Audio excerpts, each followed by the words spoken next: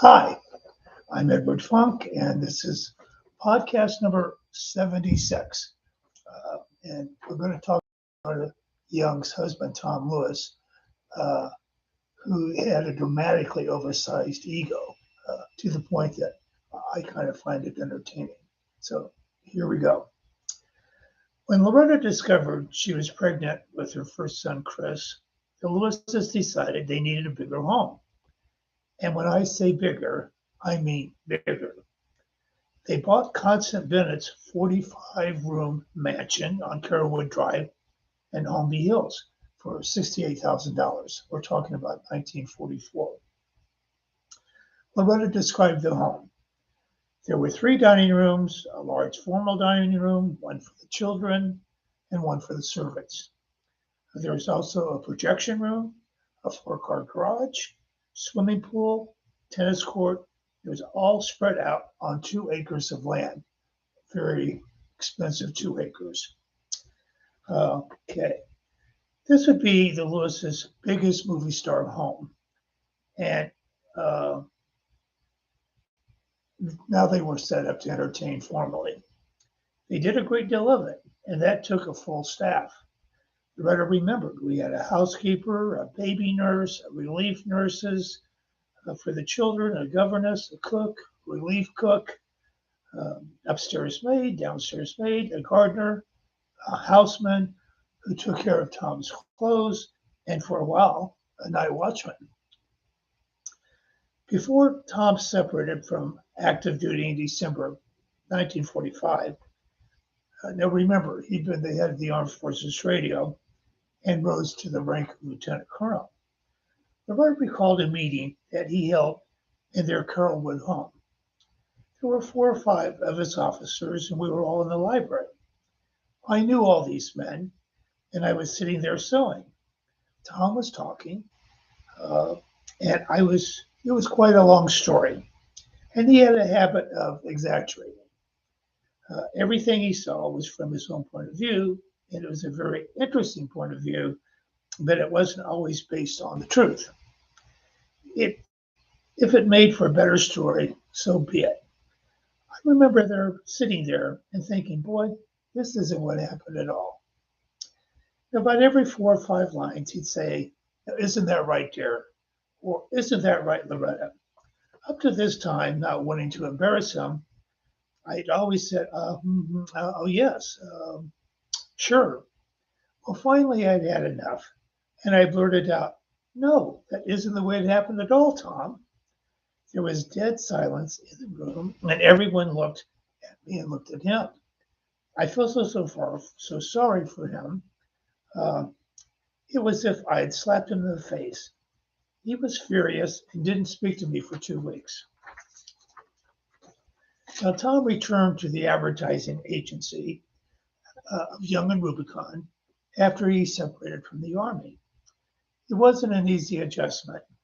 His sphere of influence had shrunk, and in addition, he was ill prepared to reign over a large home with servants. What do we call it? I came home from the studio one night, and Miss Shanky, the housekeeper, asked to speak to me.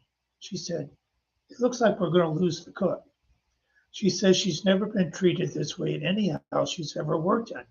I asked, well, what happened? She said, it's Mr. Lewis.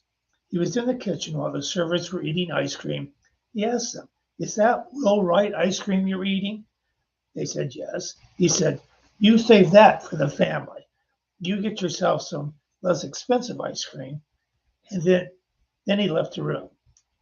I said, I can't believe that, Miss Shanky. She said, I'm sorry, but it's true. I said, well, if she goes, she goes. Buy a pint of lesser ice cream and let it live there, but give them whatever they want. What we eat, they eat. Tom made a better impression on Miss Smith, the boy's nurse. Loretta remembered. Miss Smith regarded Tom as lord and master, and everything he said. I'd usually get home from the studio about 7:15, and I'd ask Miss Smith, please do not have the children in bed before I get home. I don't see them in the morning before I go out, and I'd like to see them at least once a day. Anyway, I got home one night, around 7:15, and I went right upstairs. And I walked to the nursery. She said, shh, shh, you must be quiet. The boys are already in bed. I said, really? I asked you not to. And she replied, well, Mr. Lewis thinks they should be in bed by 6:30. I said, I'm sorry what Mr. Lewis thinks. I haven't seen them all day and I miss them. So I got them both out of bed and sat down on the floor. And oh, they were delighted to see me as I was to see them. In the meantime, Miss Smith just sat there pounding. Finally, I said, Miss Smith, haven't you got something that you could do right now? And she left the room. Tom came in and said, I thought the boys were in bed. I replied, they were, and I got them out of bed because I haven't seen them all day. Surely that's a mother's right to see her uh, children once a day. He said, well, Miss Smith gets upset. I said, I don't care what Miss Smith gets upset about, but I do care about seeing my sons. What was so frustrating is that Miss Smith and Tom had a much better run at the boys than I did. They were crazy about her, and they were crazy about him, and they liked me. They saw the least of me. I recalled a pivotal phone call from Tom 9 months after he returned to a civilian career. Now we're getting to the point where his ego is manifested. Calling from his New York hotel, he said, how would you like to have a husband out of a job? I was shocked. I thought, oh my God, I'm going to be the breadwinner forever. I said, well, what's the matter? He said, I just had a big blow up with the chairman of the board, Sig Larman, and he thinks I'm too extravagant. He wants to know why I have 3 cars in my garage, and I finally told him to go to hell, and that's where we ended it. I said, well, you don't have to take that from Sig. Fortunately, you have a home here and a family who loves you. Continuing, I'm speaking in Loretta's voice. Eventually, Tom was more forthright about the nature of the disagreement. Tom had redecorated his Los Angeles office in movie star style, and young and Rubicon wasn't used to that kind of extravagance. Sid had asked, how can you justify spending $20,000 on redecorating your office when you only earn $30,000 a year? I think he hit a nerve. I noticed with my husband, if you got awfully mad, it's because you hit a nerve. To Loretta's knowledge, Tom wasn't being deluged with offers. She recalled, believe me, if he had been offered any kind of job, even if it meant moving to New York, I would move back there so quickly because you can commute and do pictures. A lot of people did that. I was willing to do anything at that time to make this marriage successful. The boys were 1 and 2 years old, and we were just really beginning. Tom must have been suffering withdrawal.